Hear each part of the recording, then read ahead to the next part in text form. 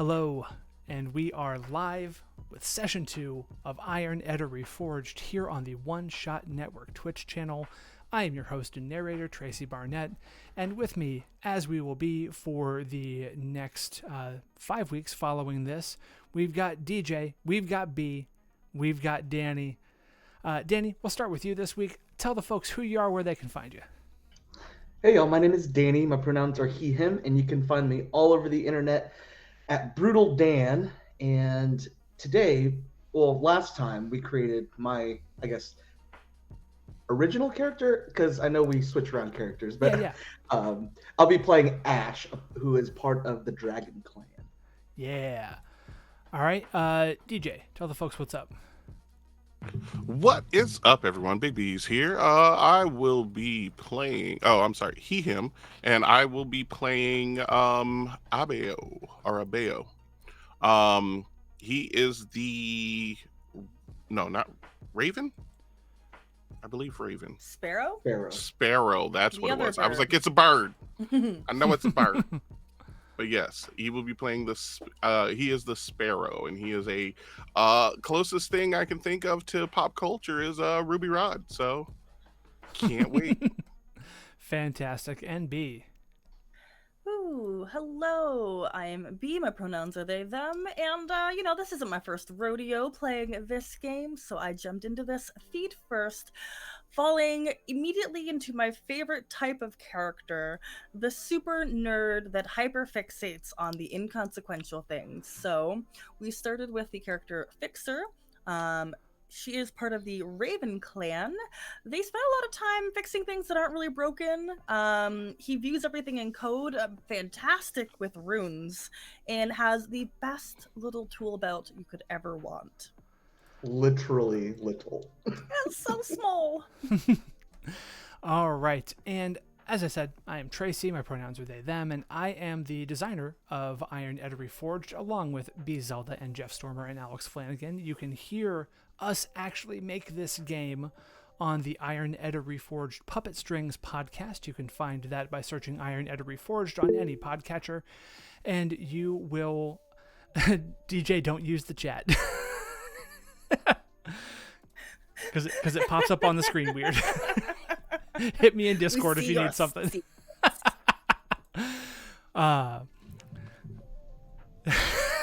Yep, my bad. Sorry. Oh, that's hilarious. And there we go. I got to keep that window back up because quick check from the chat are things frozen on the stream? Because they're frozen in OBS.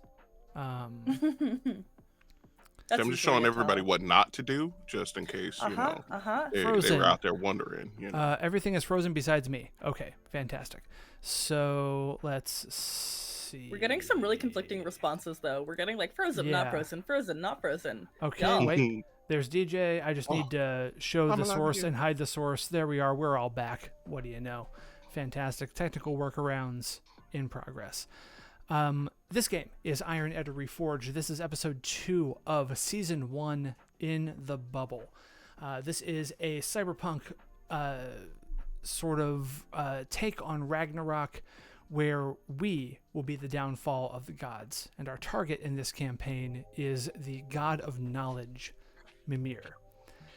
Last session, we introed the characters, we made the characters, answered the neighborhood questions, we introed everything, and had a beginning scene where the skull wall of the massive giant skull that makes up the community of the bubble, which is underwater, had a rupture, had a leak, and it needed to be fixed.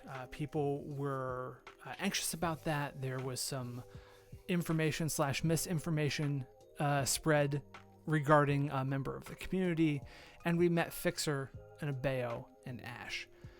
We left off all of that. Oh, I also realized that the captions need to be redisplayed. There we go. We left off that last session with a person from the Bone Splinters, who are a new gang that have moved into the bubble, standing at the back of the crowd, leveling a rocket launcher at the skull wall that had just been fixed. This problem had just been solved. Mm-hmm. And that person is Boom Boom. They had said something along the lines of sometimes if you got to get the job done, you got to do it yourself. Boom Boom, we established, is a bone splinter who is a demo expert. Their first detail is guns, guns, guns. Their second detail is bring it all down. And their third detail is naive and new. Abeo, you are in the middle of the crowd right now because you've been like glad handing and spreading information. Fixer, you have your toolkit and you are making your way down from the makeshift platform where the fixes were happening. And Ash, you are at a cafe that is sort of at least within earshot of this crowd. Boom Boom shouts that you all have like an instant to do something before Boom Boom is going to just let loose with this rocket. So what do y'all do? I'm looking at runes. I think Ash would have a good scope of the crowd, and they see that the rocket launcher just kind of like tilts up right above the crowd, and he's like, that's not normal. So I think he's gonna try to take his teacup and at least like throw it and try to hit the rocket launcher just to like buy us some time. Okay, so just are you trying to change the aim of the rocket launcher, or are you trying to distract Boom Boom? Distract Boom Boom. All right. That feels like about a 3 to me. How does everyone feel about that difficulty? He's throwing a teacup at a big ass rocket launcher. Your biggest obstacle is like people running around. Yeah. So yeah, I think a 3 is good. Cool. And what detail are you going to use for Ash to wing that teacup?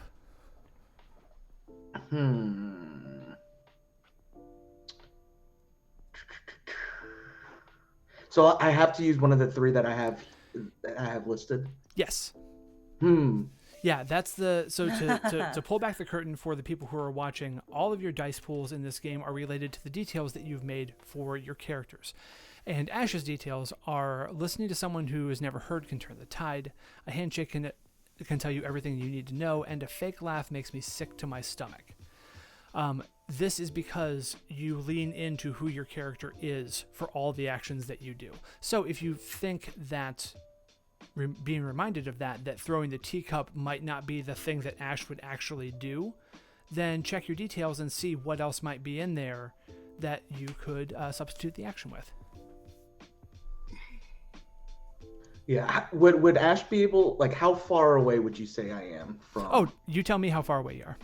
I think I could get to them pretty quickly. Get to Boom Boom pretty quickly. Sweet. Yeah. So like as soon as he starts bringing up the rocket launcher, you spotted that, and before he even said anything, you're in motion. Yeah. Cool. Yeah. So I'm like power walking through the crowd, almost mimicking Abeo's earlier movement after observing everything. And I think I want to try to just introduce myself to Boom Boom. Okay, so you want to like stop and really distract him by like trying to get his attention and glad hand him? Yeah, literally I'm gonna just hold out my hand and be like, hello, what are you doing here in our city? Okay, so I am going to propose a couple of different things.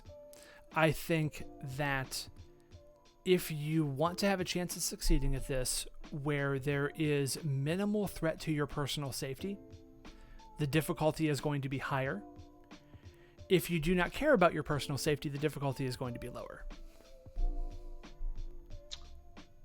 Oh, heck. Let's not care about personal safety right now. Cool. That's going to keep it at a 3 then.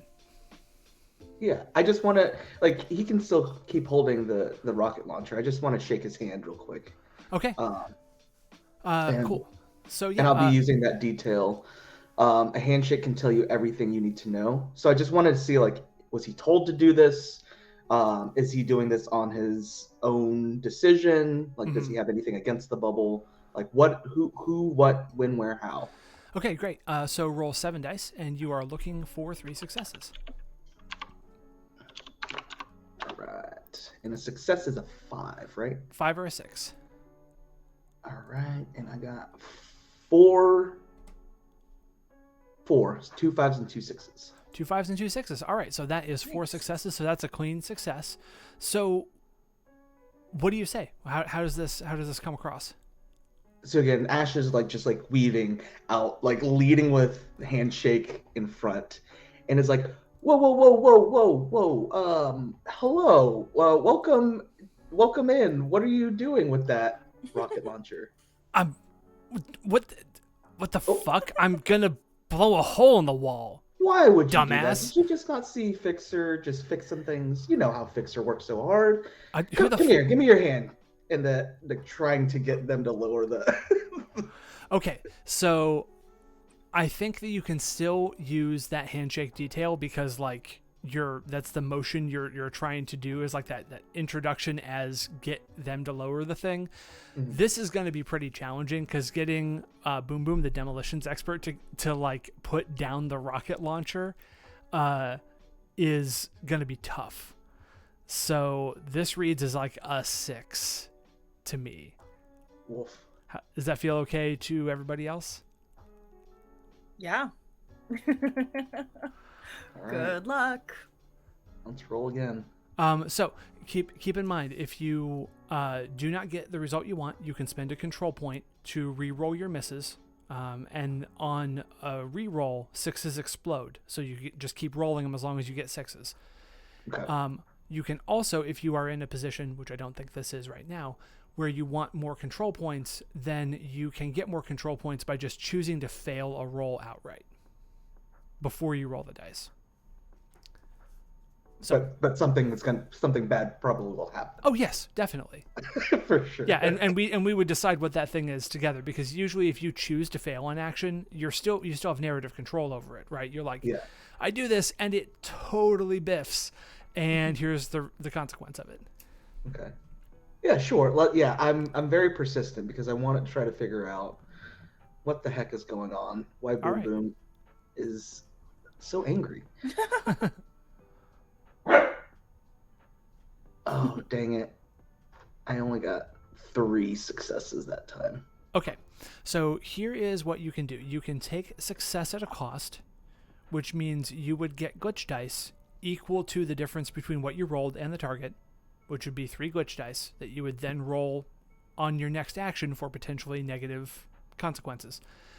Or you can spend a control point, highlight a detail about yourself, the environment, what have you, and re-roll those misses that you've got. So if I take glitch dice, I would have to take 4 glitch dice? You'd have to take 3, because you got 3 successes, the target was a 6, the difference is 3. Okay. Everybody else has glitch dice. I'll take 3 glitch dice. Yeah, join us. Cool. So that is success at a cost, and I think that Boom Boom goes, well, what the fuck, man? Like, what are you trying to? And turns to his focus had been on the wall, and turns to face you and just clocks you in the face with the barrel of the bazooka. But in that, you're able to get his hand and get, at least it's pointed down now, right? It's not aimed at the joint of the wall anymore. Abeo and Fixer, what are y'all doing? Abeo, you want to go first?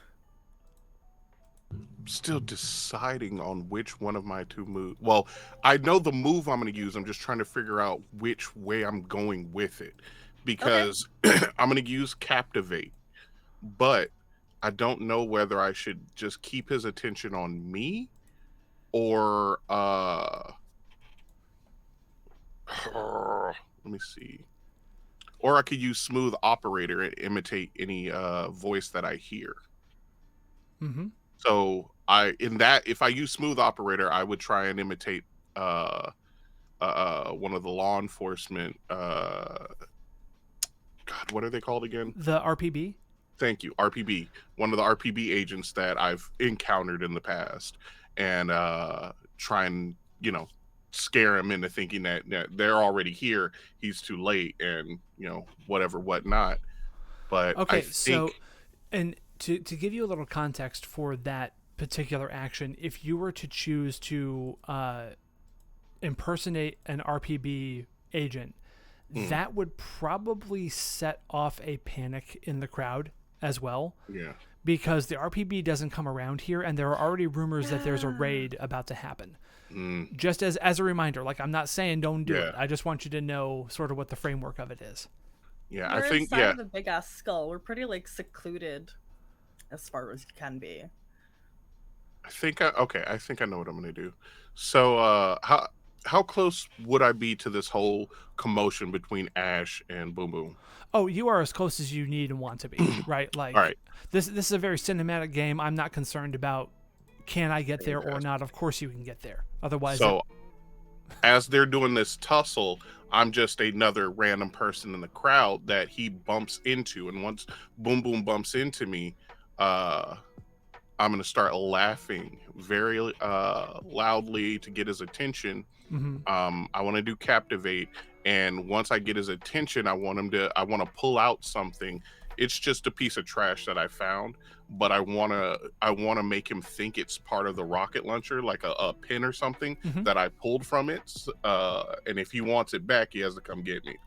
Okay, so for those who are watching along, Captivate is one of the Sparrow's scene abilities. That is the clan that Abeo is. And once per scene, you can draw and keep the attention of a number of opponents. Roll your chosen die pool. The number of successes is the number of individuals of whom you can hold the complete attention.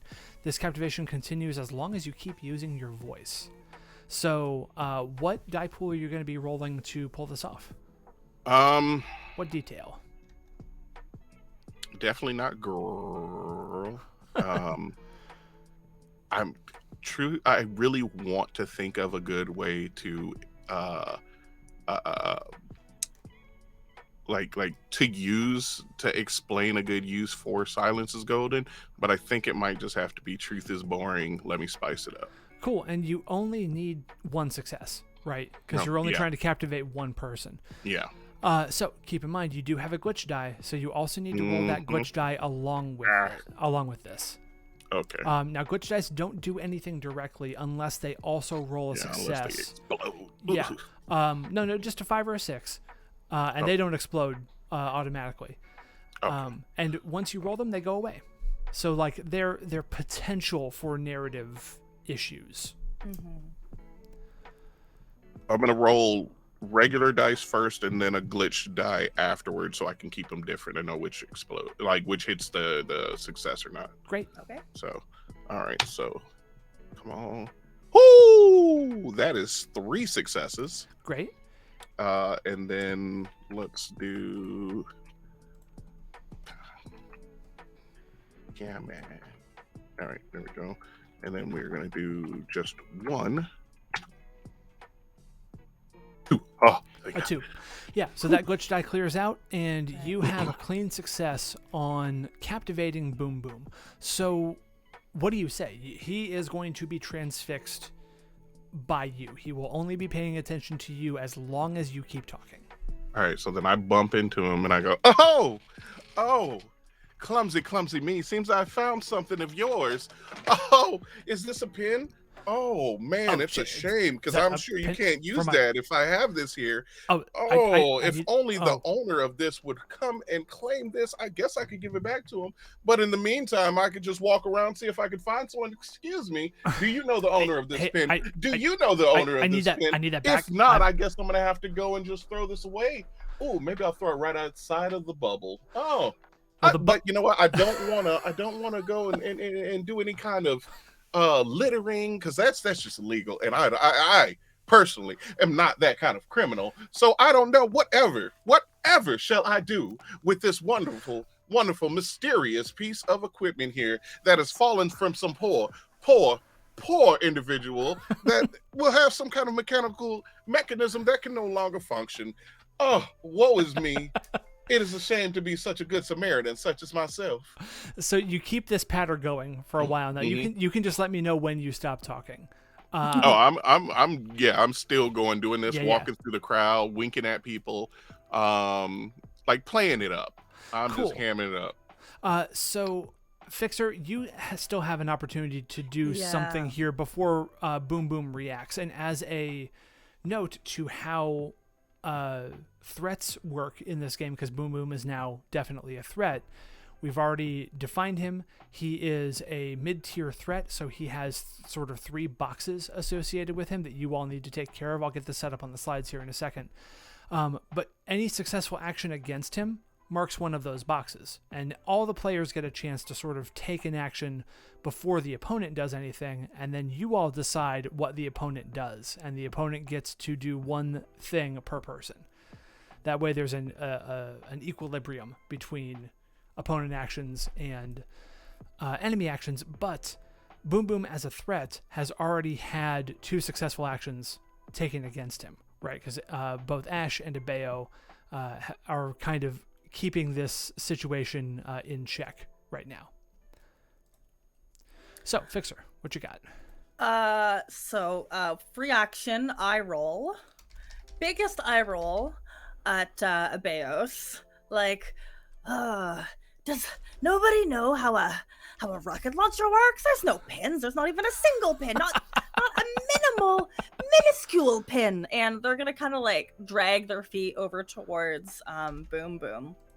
And in his mind, he thinks like, oh, I look like I'm somebody in the crowd. But really, like, she couldn't look any more conspicuous. Zero ability to blend in. But that's not really what's in the forefront of their mind. What their goal is to touch the rocket launcher and turn it into a giant chunk of ice. Just encase it in ice. Okay, great. Rendering it useless. And what, let me just bring it up here so everyone who's watching can see. I believe there we are. There are the runes. Anku, which is the rune of ice, death, and time. Damn.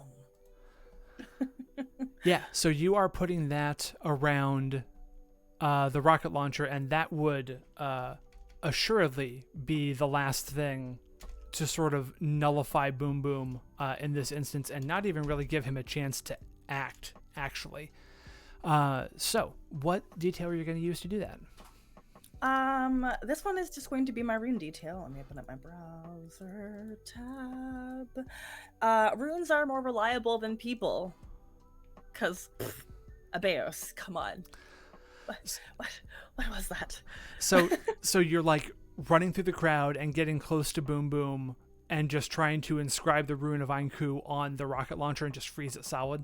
Yeah, because like he's very distracted. He's being taunted. There's chaos all around him. People are running about. The difficulty I see in this is the crowd itself, because you were up on the platform. So what do y'all think would be the difficulty of Fixer getting there? The rune's trivial, right? Yeah. What do you if think? It helps, I wear 2 left boots at all times as well. If it helps. Well, define helps. Help being a very malleable word at this point in time. I'm saying at least a 4 or 5. Yeah, I was gonna say 4. Because the crowd is the issue here. I doubt the rune carving would take any real skill with how adept they are at it. So I would have to say it'd be a 4, just because everybody's kind of panicking that this guy with a massive rocket launcher is standing in the middle of the crowd. Okay, great. Then Fixer, go ahead and roll your detail, which is a fair detail of 5. So you have 5 dice to get 4 successes. Now keep in mind you do have 2 open gear slots. If there is any gear that you know you carry around with you that you think would be useful, you can fill that in at this point in time. Heck, maybe even your tool belt is useful, but I was trying to rationalize that. I think like the way like regular people do runes, like fingers in the air or on things. Fixer probably uses a tiny screwdriver to like scrape it in. So if I could utilize my tool belt for that, it's like a little bit of a screwdriver like this big. Yeah. Very effective. Super effective for rune carving into a rocket launcher. You do get a bonus die for that. And do you have anything in your ravenness that you can use at this point in time? Not that I could really justify. I am using like my at need ability where you're using imbuement. If you were trying to make sure that Boom Boom had rockets that froze things, then that's what enchantment would be used for. But that's not exactly right. But you do get 2 bonus dice because you are using runes, and that is what you do. So that does. Yes. Oh, okay, I wrote it into the draft document because it wasn't included. It's not in the PDF. It's in the working draft that I've got here. Okay. So that's 3 bonus dice total. So that is 5 for your detail and 3 total of 8. 4 successes needed. Let's see what you got. 1, 2, 3. 3. 3. So you are 1 success short. Do you want to spend a control point to try and get a clean success, or do you want to take that success at a cost? Oh, and you also have to roll your glitch die because you've got a glitch die. Like I've 1 or 2. I wrote it down somewhere. It's 1. It's on your character. Sheet. There. Oh, thank you. I'm gonna take success at a cost. Okay, you are gonna roll that second glitch die right now because it's piling together. So we'll see. No! So you rolled 2 glitch dice. What'd you get? Oh, I have to roll my other glitch dice. They both hit. All right. So we had our first glitch of the game. Your glitch dice are cleared away. Okay. Glitch results. On 2 hits, there is a minor complication for one of your allies. Now, it's important to note. This came up in our playtest, and I just want to make sure that I say it here on the stream. This is in the book as well. These are not B, the player, doing these things to DJ's and Danny's characters. These are just narrative things that happened because of the nature of glitch dice, right? There's nothing malicious or anything like that in this. Since this is a cooperative storytelling game, sometimes stuff just happens. So minor complications... It could be that on the next risky action a character takes, they roll 1 die less in their die pool, right? If you want to do some kind of mechanical complication, or it could be like a narrative complication, like they drop what they were holding and it's unavailable until it's recovered. So think, B, about how you freezing this rocket launcher with both, you've got both Abeo and Ash in like proximity to this. What could that ice do to one of your allies? How could that complicate things? Ash, what were you doing again? I think we're on the same wavelength because Ash was trying to shake the hand of Boom Boom and got knocked in the head by the rocket launcher. But what I'm picturing is like while they were falling, there was one finger on the rocket launcher. While Fixer is trying to freeze the rocket launcher, so maybe my hand freezes or something, and I'll take that. Perfect. That's exactly what I was imagining. Awesome. So, describe what the freezing of the rocket launcher looks like, and then I'll put this all in y'all's hands because that is the third action to sort of take Boom Boom as a threat out of this scene, to sort of play out how all of this occurs. And as part of that, Danny, we'll have you roll those 3 glitch dice because this is sort of the end of a scene and they need to resolve themselves. And it seems appropriate if your hand is going to get frozen to a rocket launcher that there may be some knock-on effects from that. So Fixer kind of like shuffles their way through, and with a little screwdriver, they lean over just in time as poor Ash is kind of recoiling from the blow to the face, and they scratch on the rune Anku for ice. And then like they trip a little bit because they wear 2 left boots, but then like, he's able to kind of keep crawling away into the crowd. And then the magic itself, it starts at the center, like it starts at the rune, and then it starts to grow ice. Very Todoroki from like My Hero Academia, where it just grows bigger at the point where it begins, and everything all around it, because the air here is so humid and it's so hot. The contrast with the cold creates this like foggy, steamy effect all around Boom Boom and Ash. Sorry, you're stuck. That's okay. So I have to roll all 3 glitch dice, right? Yes. Yeah, and we'll see what, if anything, this does to sort of add to the situation. Okay. So we do not want successes. We do not for glitch dice. We don't. Okay, good. 2, 3, 4. So awesome. Nice. So any harm, any damage, any sort of like thing that could impact a character is all narrative in this game. So narratively, your hand is frozen to the rocket launcher. There are, unless you decide there are lasting implications to that, like your hand's just going to become unstuck. If you had rolled some glitch dice and it was a complication for you, you might have lost the use of that hand for a little bit, right? So now, y'all as players, you get to decide what is going to happen with Boom Boom, right? Because he has effectively been taken out of the scene. The rocket launcher is frozen. Ash's hand is stuck to it. Abeo is still doing this neener thing, and nobody's Fixer, told me anything, so I'm still going around. And Fixer, you have you've taken care of the rocket launcher itself, and I will say, people in the crowd around y'all are known quantities in the bubble, right? It's known that you are members of the resistance to at least some people around, and this is a pretty resistance heavy community. So once you all are like there, people start to disperse a little bit because they know that the situation has been handled. So what happens with Boom Boom? What do y'all do? Let me reread his little characteristics, because I feel like Boom Boom is a simple person. Boom Boom likes guns. I assume he'd be a little down on himself because, he was trying to prove himself and, just completely messed up. So they're probably just sitting there pouting a bit.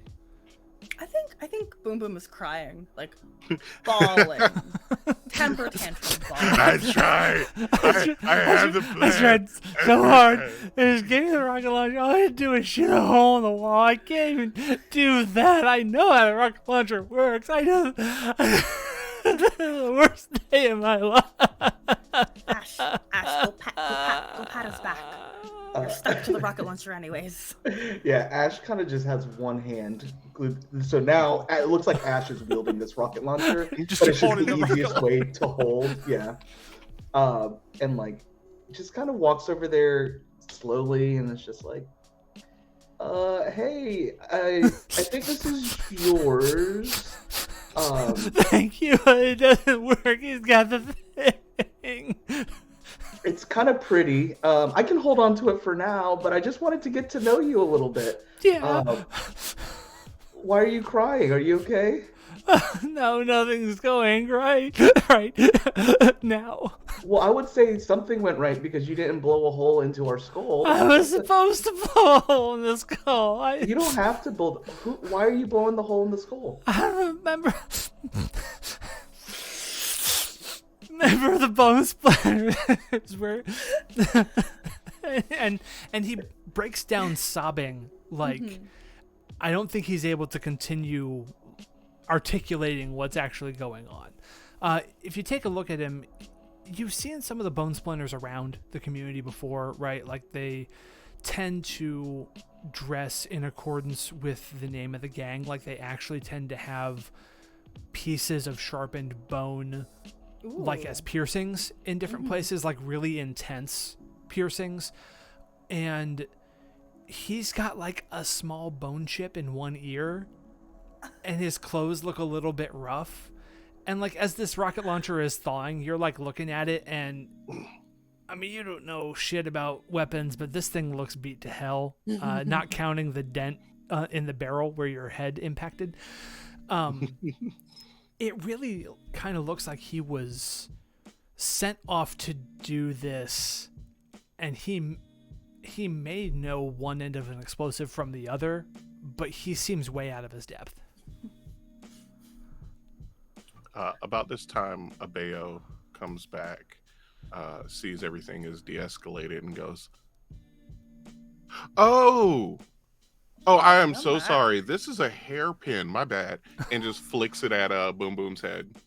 It bounces off of his forehead, and he just.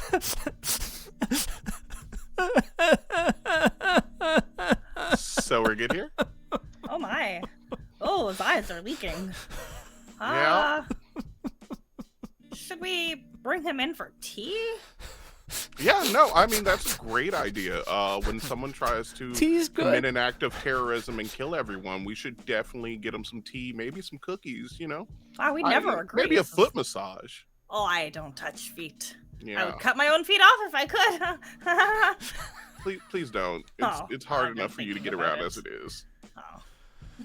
At this point, Ash just kind of shoves the rocket launcher into Fixer's hand. It's like, I don't know what to do with this. If you want this, you can have it. And dripping wet. Yeah, it's just like dripping and gross. And yeah, I think Ash would go over, put an arm around Boom Boom, and it's like, hey, do you want to go grab some tea at my favorite cafe? No one's ever asked me to tea before. Oh, that's just sad. And Ash is like, shh, like, be nice, y'all. I don't know how to be nice. Y'all have no couth. Like that's a bail the whole time. Is just, am I crazy? You just give him a chance. Just give him a chance. There's no hole in the wall. That's true. Mm-hmm. In fact, the wall has been reinforced. When the next attack comes and the crack appears, there's going to be no issue. Reinforced twice. We saw you. Reinforced. Oh, that was 3 times. Oh, you get the idea.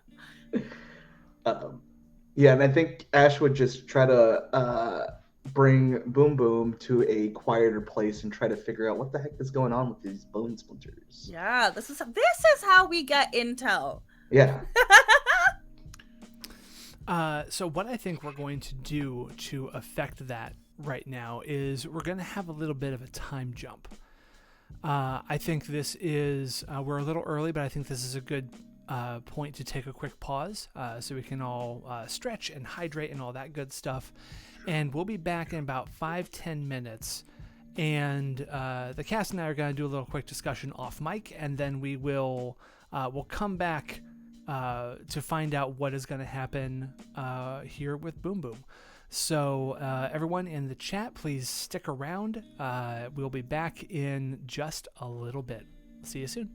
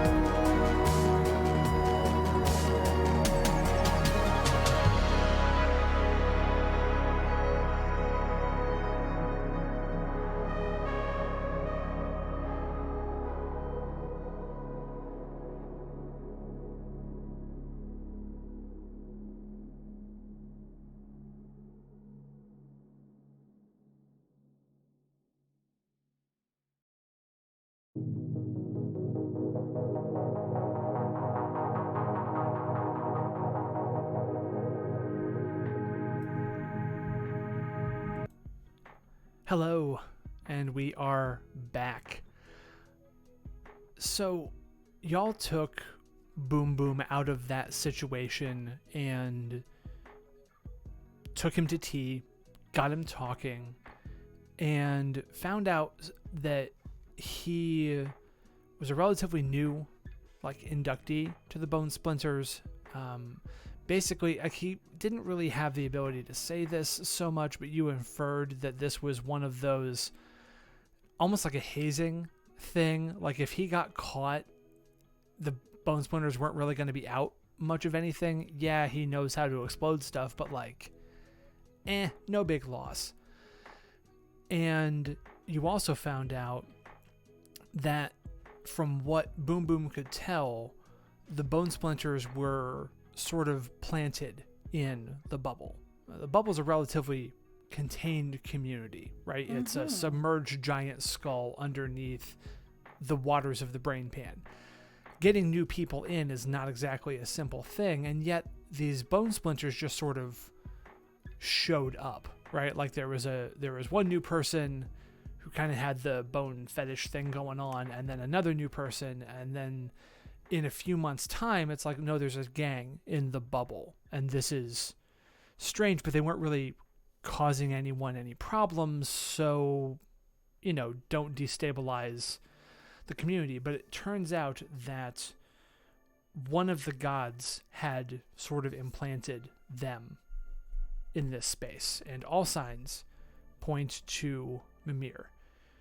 Now, Mimir had been on the Resistance's sort of radar for a little while now, and we'll get to sort of the implications of all of this, but it turns out that Boom Boom, not that bad of a person, all things considered. Each of you go around and tell me what the next few days with Boom Boom look like, leading up to him being inducted as a member of the Resistance. Boom Boom is a fantastic helper. Whereas Fixer fixes. Sometimes it's really nice just to have somebody to, pass you a wrench, pass you a wire cutter, pass you a sip of coffee while you're working. Fixer is, known around the bubble and often gets calls to oh, my electrical is failing. And everything, and there might be a small fire. Can you please help? And Fixer's like, well, I'll help with the electrical. And having Boom Boom as assistants to carry a full-sized toolbox, invaluable. Yeah, happy to help. Look, I can carry it. Ha! Wow, that's... Whew. I certainly can't carry a full-size toolbox, not even with 2 hands. I'm just now imagining Fixer holds up this toolbox with just this tiny emaciated arm, just wrist the size of a number 2 pencil. Ready to snap. Oh, it's too heavy. I think the scene will shift, and you see Boom Boom and Ash in front of the cafe. And this is the first time Boom Boom has ever been able to just sit down rather than just being sent and being told what to do. Mm-hmm. And you just Ash gets the chance as part of the dragon, as someone that's trying to be more in touch with everyone's emotions rather than acting irrationally, just tries to figure out their story of why Boom Boom chose the criminal path, or how did he even trip into the Bone Splinters, and just kind of giving him the idea of you don't have to be bad to survive. Look at my ragtag team of friends. We're making it in this skull just by being a fixer, or whatever Abeo does in the crowd. And you can have fun, but it doesn't have to be at anyone's expense. And you find out from Boom Boom that she was looking to do something after the fall of Tyr, right? The previous Resistance action. And the Bone Splinters on outside the bubble are basically Boom Boom was duped. Thought they were joining the Resistance. and like this is how you get in. But it turns out that it's all like a misinformation campaign on the part of Mimir, which completely tracks for that asshole. And so now Boom Boom has actually found the resistance for the first time. Yeah, I think Ash is sipping, and then the camera like immediately goes to that night, and all of us are around the table, and everybody kind of hears like what the heck, like that just happened to you? I mean, I wanted to help and make some change, and the splinters seemed like, like a splinter group, right? Like they're broken off of the bone. And Boom Boom is having a very difficult time articulating all of this, but like I knew how to blow things up. They blew up the Panopticon. I figured that I could. This was the thing to do. And then I was here, and they handed me a rocket launcher, and not even a very good one at that. It really wasn't. Apart. The rocket launcher is like leaning over in a corner, and you say falling apart, and it like goes clunk into pieces. It just sort of tips over. Oh, wow. Yeah, Fixer, you're gonna have to get on that. That might be valuable later. Oh, yes. I'll make it good as new. B, I added it to Fixer's gear, by the way. Broken rocket launcher. Thank you. So then that scene fades, and then another one comes up of just Boom Boom's face, and he's like looking intensely, and then it swaps over to Bale's face, and he's like, "You going down, you piece of shit. I swear to God. This is the last one you'll ever see. There's no way. I've got this. I'm gonna there's absolutely. And if I'm guessing I've never trusted you. I've never liked you, and I'm going to end you today." And then it zooms out, and they're playing video games. Yes, exactly. Yeah! Oh my gosh. Who won? Oh, I mean, a Bale. Of course I won. That's what I told everyone. Shoot. And then that scene fades out, and we get sort of this look at a few more people who are part of everything that's going on here. So what I want to do is let's come up with 4 more people, right? These are all Resistance members who are part of the sort of greater organization around here. Go ahead and give them a name, give them a clan, and then if you want to do all the details yourself, feel free to. If you want some input on the details, that's fine. Just keep the patter going, because we're on a video and audio medium, and silent typing is not great TV. Let's see. So I want like a Lady Dimitrescu. I can't pronounce that character's name from Resident Evil, Lady D. Yeah, thank you. I can't. Dimitrescu. Closer than what I had. One of those.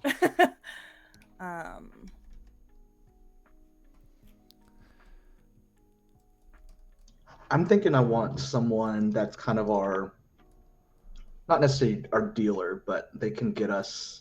They're kind of they work in shady dealings, but gotcha. So a different kind of fixer.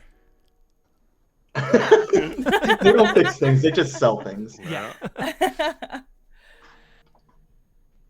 I think I'm gonna go. I have a crazy that person idea. Would be good for like the horse clan, maybe. Yeah, that's a good call. Sorry. Did No. I was thinking. I don't know how this is gonna come into like play to be helpful, but I really want to make this character. He's a chef, and he's part of the Bear Clan. And he is just ridiculously ripped for no reason. Just, I mean, like massive 3% body fat, just like arms the size of a 5-year-old, kind of just big for no reason. And he's just like, ugh. Oh, he's like, here, you need to try this. This is delicious. Here you go. Oh, That's here, wonderful. I love them. He's making like beautiful little cupcakes with just amazing little like designs on them. So good.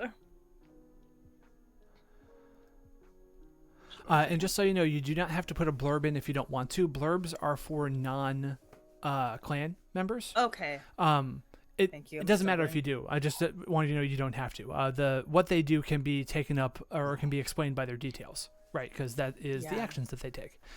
So, for example, as y'all are typing up your stuff there, I made Farwell Bane's daughter, who is a bone bonded. So I'll need to make a giant as well. Yes. But their first detail is power is used to help. Second is home is worth protecting, and the third detail is helping hands. Oh, I love them. And I'm just going to use the space over here to make, let's see, Krelg the Mighty. I'm trying to find a good name right now. Yeah, I'm still stuck on the name. Names are hard.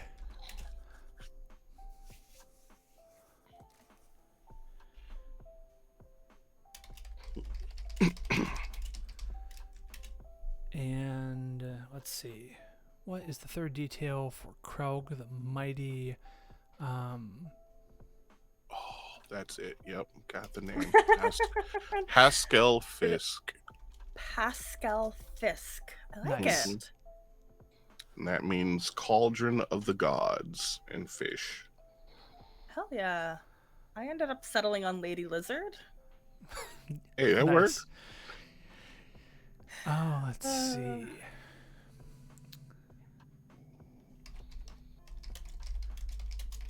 All right, so my character is Walnut Fur, part of the Horse Clan, who is known for physical movement and delivery. And they are a rare items dealer. They know where the black market is, and they even travel outside of the bubble to get fancy things if needed. For them, money is the most important, but they also run an orphanage, and low-key, everything that they do is for the children there. So they might seem like all they care about is money, but that money is going towards helping people without homes within the bubble. That's and awesome. You know, all those homeless people need food. Come on, chef. Come on, chef. I have also switched Boom Boom over because the people we are building, we're going to have a quick ceremony to have Boom Boom inducted into the Snake Clan. Yeah. So I switched his second detail from Bring It All Down to X Bone Splinter. Oh, growth. And for the giant, Krelg the Mighty, first detail is My Mind is Greater Than Yours. Second detail is Knowledge is the Key. And the third detail is Exile from the Archive. So Krelg actually escaped Mimir's control in the archive. I like that. Yeah. And pardon me, for those watching while we're doing this, here is a picture of what the archive of Mimir actually looks like from the outside. So it is an imposing place and just seems to pull things into it.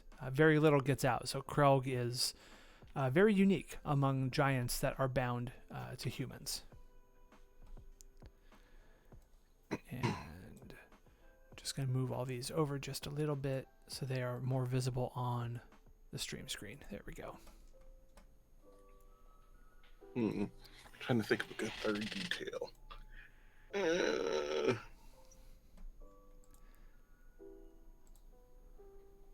Right? Oh, I got it. Did you eat today? Ah! Yep. Oh my god. Haskell Fisk, I love you.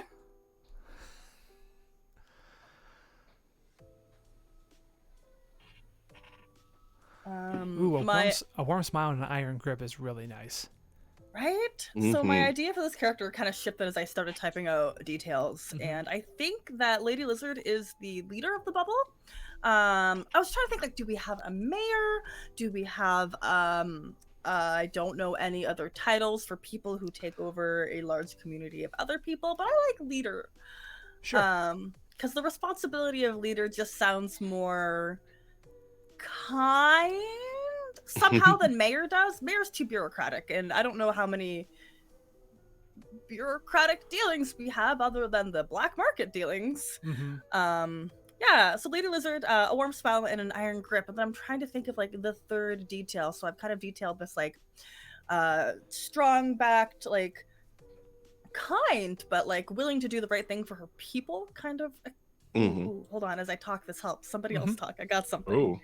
All right. Well, I finally decided on my third detail. Revenge isn't the best thing served cold. No, there are so many different desserts and everything else to cheer people up. The reason I chose that is because he also used to be, he actually used to be an RPB agent and saw what was going on and just wasn't about it. They did some really shady stuff and it caused just that rift and that tear, and he left them and he came here to the bubble and always wanted to pursue cooking, you know, but never had the time because they just worked all of them to death. So when he got here, he started cooking, you know, had a natural knack for it and just ran with it. So he still, you know, has that background, has those negative feelings towards RPB, but you know, would rather try and keep people happy than focus on that dark part of his past. Nice. I love that. And then the did you eat today is before we go into any kind of mission, battle, anything like that, he's going to make sure everybody had something to eat. He's got snacks on him all the time. Like, think Rambo, but with snacks. And he's just all, no matter what, he's always wearing cargo pants. And every pocket, like all 15 pockets have different snacks. Like you need some protein, boom. You need veggies, boom. You know, all sorts of stuff. Oh my god. So he's ready to go wherever they are. Snacks Rambo. Mm-hmm. For the Neo Scum fans in the crowd. Nice. And then for the Waste Not Want Not, he's a veritable MacGyver for cooking. So he can take a lot of ingredients that a lot of people might not use on a daily basis and, you know, create something edible, something nutritious out of it. Snack attack. Yeah. Words cut deeper than blades. That's fantastic. Oh, yeah. Finally landed on something. All right. So, real quick, everyone just sort of give like a montage-y thing. What does this induction ceremony for Boom Boom look like? And then my suggestion following this is that we take these new people we've just been introduced to. This seems like a more external group to the bubble, like people who can go out and get some shit done. Yeah. They may need to investigate what's going on with this pending RPB raid that's sort of looming over things. Does that sound good to everybody? Absolutely. Yeah. Fantastic. So let's start. B, what's your detail about what Boom Boom's induction ceremony looks like?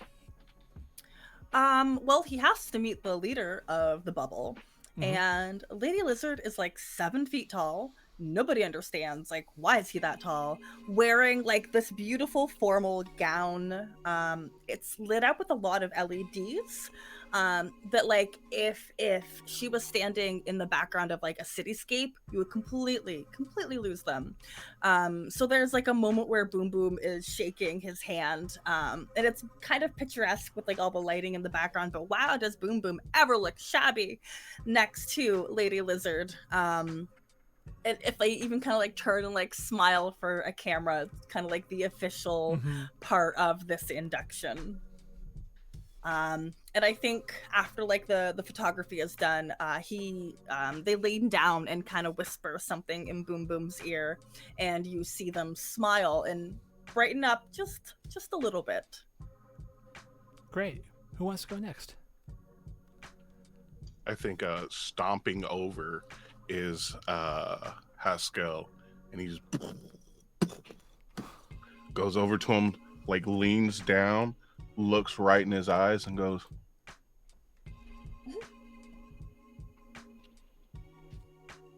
and like reaches in a couple pockets, pulls out like a Slim Jim and some celery, and hands it to him, and just pats him on the head, kind of like does like that little brush across the jaw, and just smiles and walks off.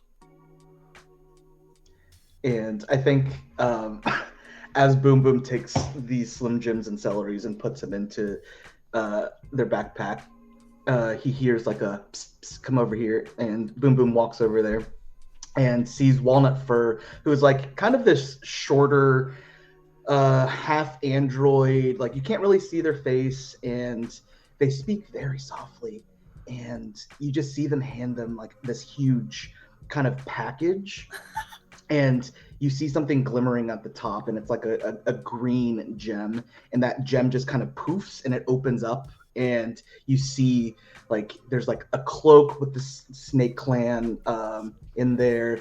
There's a few items that they might need, and you see a note at the very bottom that says, like really like badly scribbled, like whatever you can pay for this, drop it off at the orphanage. And they just kind of like go back into the dark.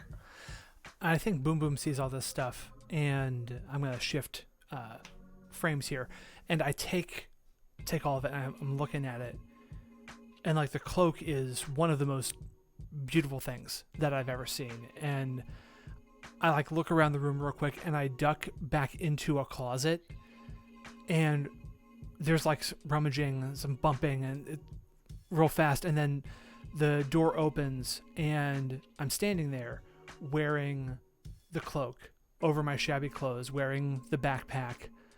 You can see the Slim Jim and the celery like poking out of the top. And I look every inch a member of the Snake Clan. And I don't think there's like a big proclamation. I don't think there's a big like deal made over it. Just everyone breaks from that moment into like this potluck that everyone had put together, and everyone just begins walking around, talking to me, like congratulating me, and just making sure that I feel welcome here in this place. And I think from there we get that, like, it's a very anime sort of cut where it's like you see this scene and it sort of freezes, and then it shifts, and there's like fewer people in the room, and it shifts again, and there's less food and fewer people in the room. And in the last one, it's Lady Lizard shaking hands with Boom Boom.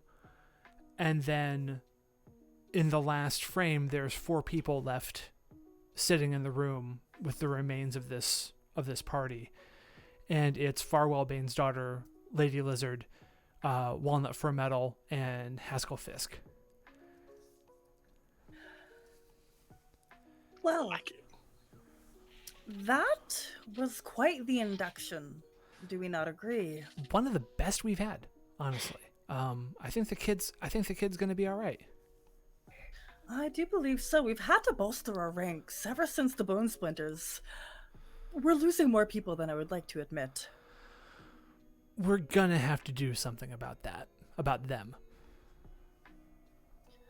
That's why I asked you all to stay here.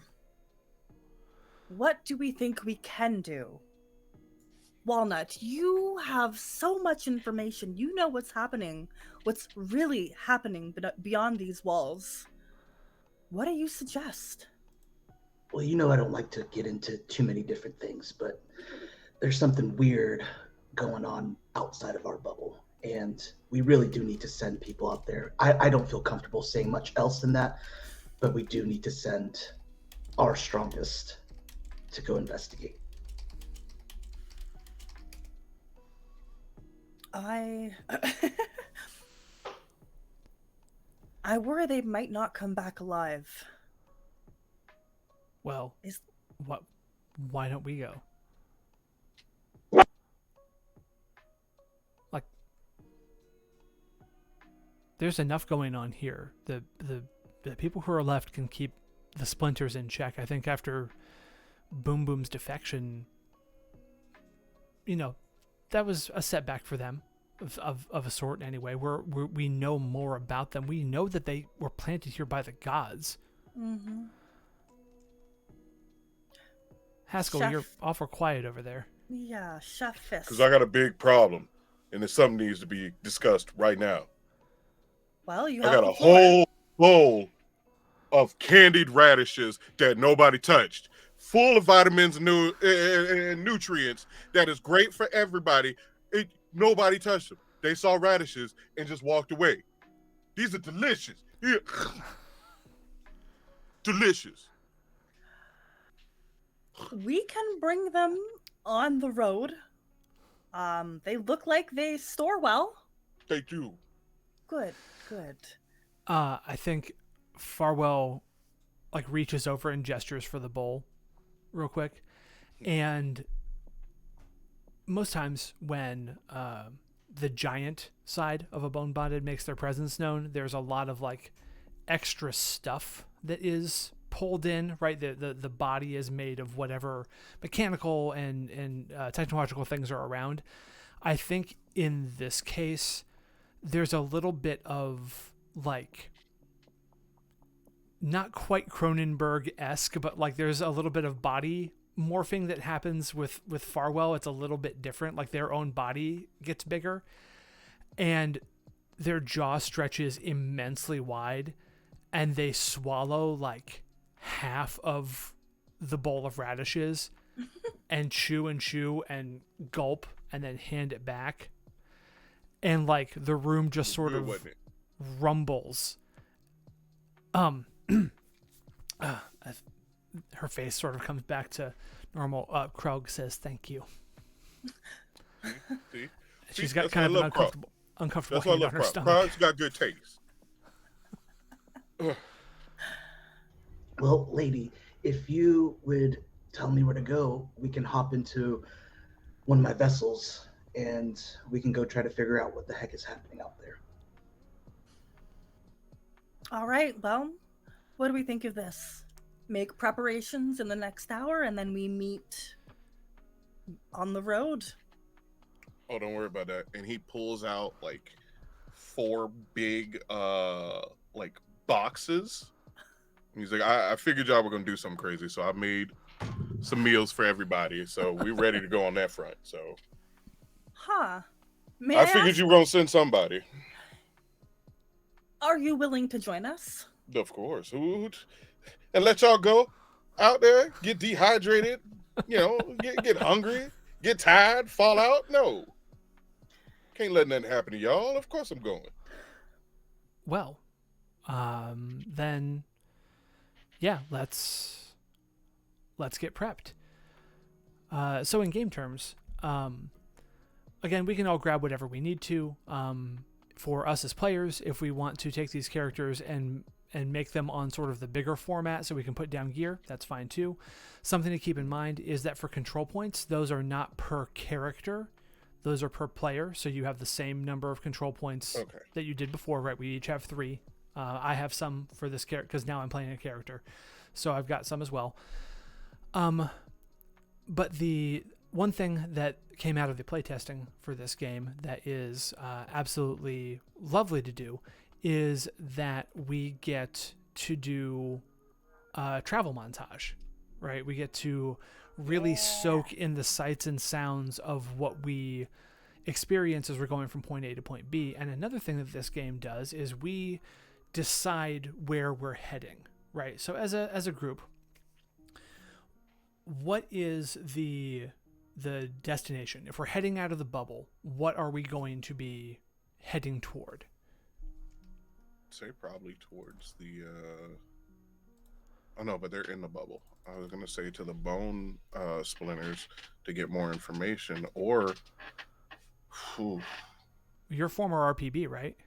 Yeah, that's what I was thinking. Like, I probably might have a connection still inside to figure out what's going on. Because, like, I feel like we do want to gather more information about the bone splinters, about Mimir. Like, we shouldn't go into this as blind or as, like, unknowing as we are at the moment. We don't know how to infiltrate. We don't know any weaknesses. We need a little bit more focus, you know? Mm-hmm. A little bit more of a narrow goal. So I do like that. gathering intel with your ex-buddies. Cool. Okay. So, RPB connection meetup. Yeah. Okay. So I've got slide 8 set up there, so we can detail that when we get to that point. But for now, what is one notable thing about each of us as we get to this vessel? And we'll end on Haskell because, or on Walnut. I'm sorry, because I want Danny to describe what the vessel looks like as the final thing. So Haskell or Lady Lizard, who wants to go first for what you look like kind of rolling up to actually leave the bubble on a mission? Okay, I'll go. Yeah. So he comes up, and of course, he doesn't have sleeves on anything because they're just kind of pointless. Anytime he sneezes, they explode. So, just explode into confetti anytime that he's wearing shirts. So he has this cargo vest on with like just an obscene, offensive amount of pockets on both the vest and his pants. And you already know what's in every one of those pockets is everything you're gonna need nutrition wise. He has a big old backpack on, and then something that is very odd because it's nothing anyone's seen since he arrived in the bubble, but you see 2 sidearms on his belt, and you see a big old, well, all you see is a handle. You just see a handle like right here on his chest, kind of angled, but in this world everyone would know that is a plasma blade. So he's his normal, everybody eats and feels good and is ready to make it through this, but he's also come ready to rock too. I like that. Nice. Lady Lizard is wearing one of those garbs that, like, when standing and like legs together, it looks like a dress, but it's actually 2 really, really flowy pant legs. And it's almost like a jumpsuit where it goes up the shoulders. And then from like forearm down to the hands, there are these metal gloves, metal claws almost. The claws themselves aren't incredibly functional. The main purpose of this is to crush. These are gloves of crushing. And they match the kind of chrome floppy hat that he has on his head, as he's kind of like, as they're trying to kind of get into whatever this vehicle looks like. Probably have to take the hat off. The hat is ginormous. It's just a little crush. As they get on the get into the vehicle, Haskell's gonna hand them like it's a homemade granola bar and like a piece of jerky, and just hand it to them and be like, your iron gets low, so come on before we even head out. Here you go. Thank you. So glad you know me. Krelg looks really unassuming, right? Like there's not a lot about her that stands out to the eye, right? She's probably about 5'10". His hair is a little bit curly, kind of like just maybe brushes the shoulders. If it were longer at the front, it would look like a mullet, but it's not. Or if it were shorter in the front, it would kind of look like a mullet, but it's not quite that. It's just shy of that. Wearing like a maintenance jumpsuit, and various pockets around, but like every time they walk next to something that is wired for communication, it like surges real quick and you see runes dance across the screen as like the bone bonded and the giant inside is like reaching out and just checking everything, right? Farwell is the actual name of the character. Krelg is the giant. Krelg is like being a refugee from Mimir is always checking to make sure of where they are, what's going on, double checking data sources, just staying prepared, because having this sort of access to information, this freedom, is not necessarily novel to them, but they don't want to risk losing it. Because to be a giant who is bound by Mimir is to be completely subservient to somebody else's will, somebody else's desire, and it's a malicious will and a malicious desire. So Krelg is not about to be contained again.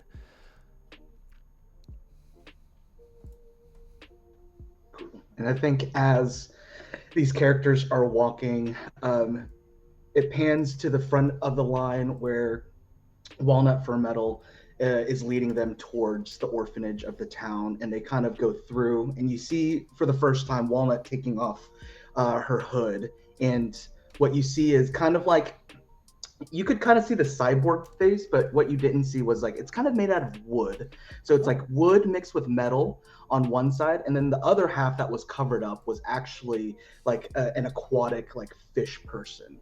So very contrasting on the face, and instead of legs, they kind of have those rollers. So they're just kind of like rolling around this whole time because the cloak goes down to the floor.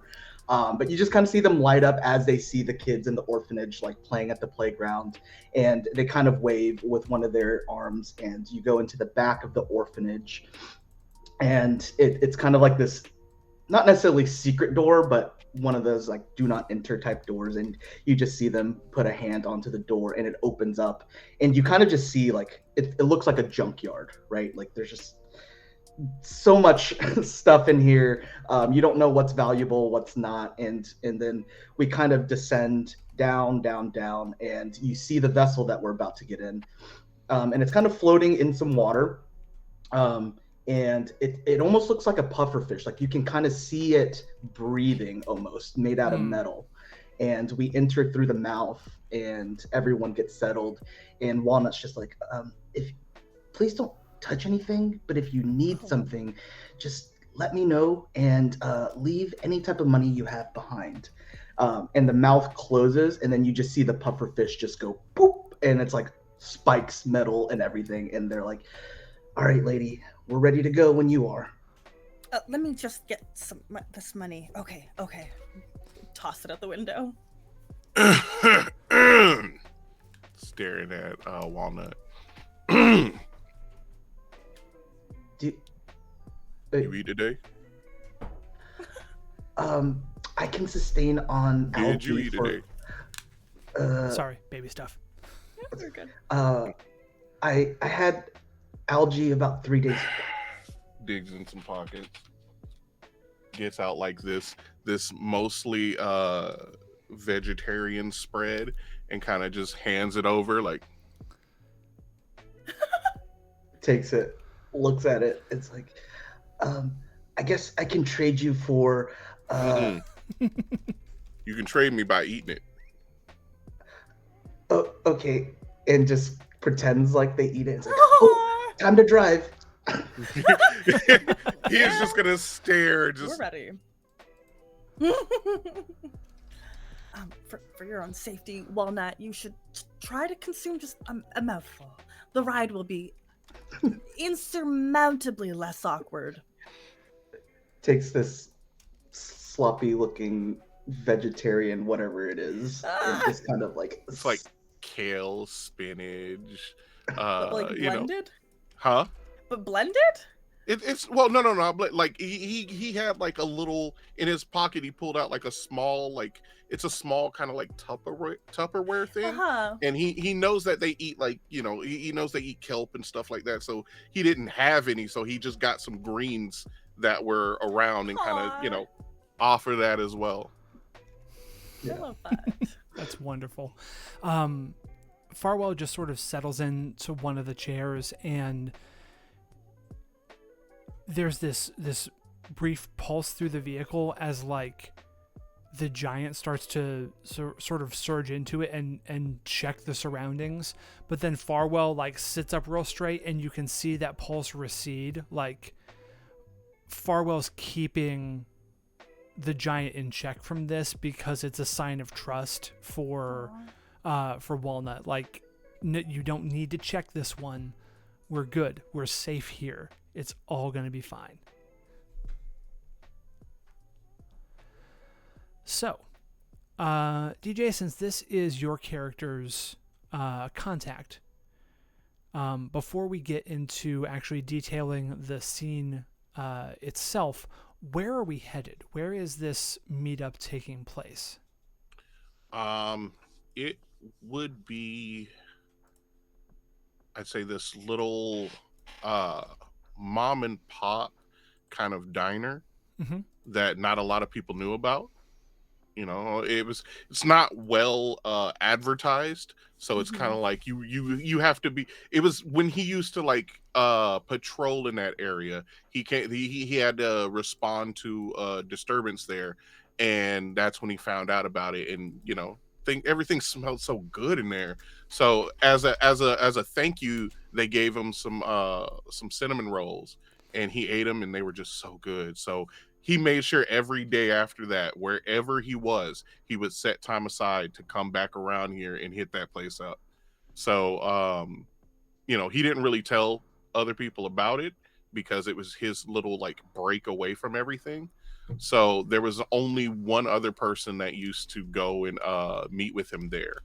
And, you know, he messaged them and for I think since he left, they would probably meet up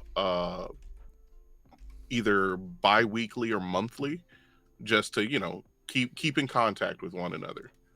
But it wouldn't be a long meeting. It'd just go there, split a cinnamon roll, you know, have a nice brief chat, and then go on about their ways, knowing that the other is still okay. Awesome. How does the name Spearson's Pastries work for you? That is beautiful. Okay, excellent. I like it. Then as we are headed to Spearson's Pastries, we're going to go around and everyone's going to give sort of a detail of something that your character sees, feels, experiences as we're like going under the water and then surfacing on the edge of the brain pan someplace and taking some type of secondary transport to the bakery. I think walking would be, it's not too far, and we haven't really, like, in any of the games that I've played so far, experienced, like, Jotunheim as you're walking through it with the neon and everything. So so who would like to go first? Who wants to drop some sensory information about this first leg of the journey? I'll start. Nice. So one thing, as I start walking, you'll notice it's a particular smell about the area. Not a good one.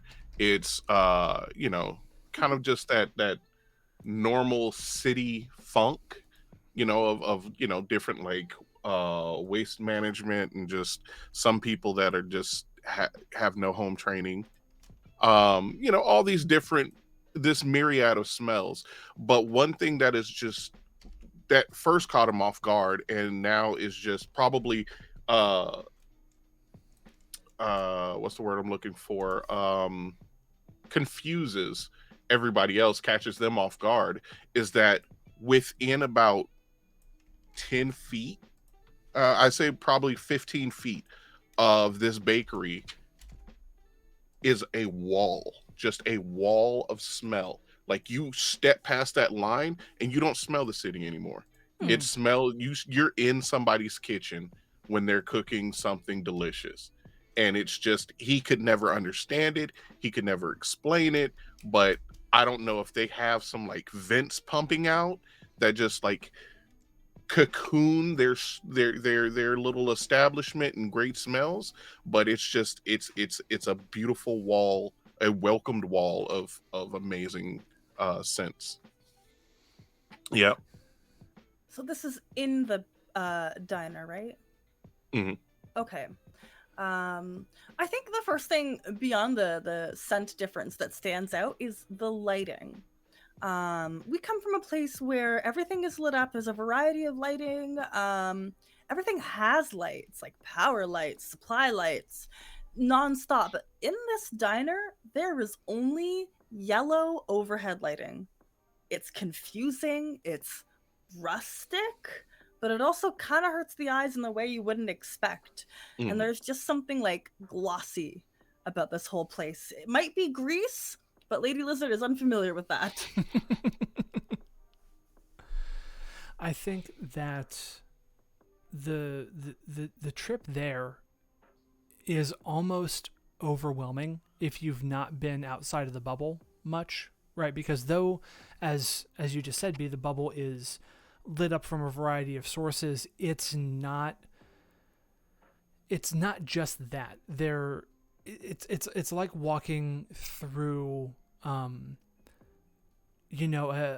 neighborhood where there are lots of shops and storefronts, and there are apartments that are just cheek by jowl, just jammed up against each other, and there's just so many people around.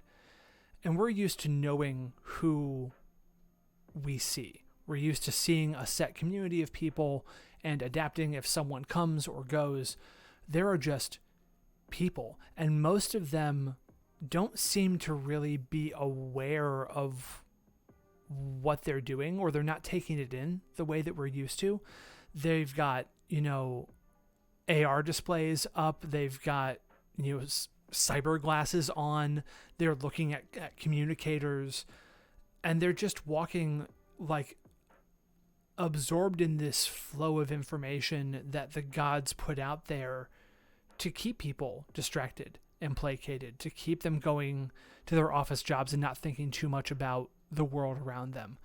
And it's almost like a Matrix moment of these are the minds we're trying to free, but at the same time, it's not a simulation. It's not digital representations of literal selves. It's actually people who are choosing actively or passively to put their heads in the digital sand and not be aware of the problems in the world around them. And that's a really jarring feeling especially if you're from a community where you're used to mutual support and uplifting everybody.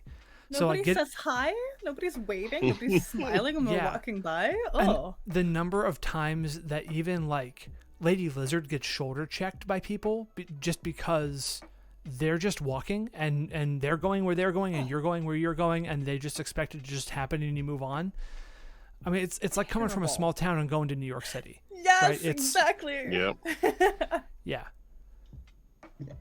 And I think Walnut would be the last person to get off of the vessel, and it's just kind of docked on this place, and you just kind of see from their perspective, they're rolling, and at first they look up, and it's just they've been here before, but every time they see it, it's just these neon lights. It's just it's entrancing to a moment where you're just wow, this place is awesome. And you kind of see the different neon lights glimmering off of their scales and their cyborg eye.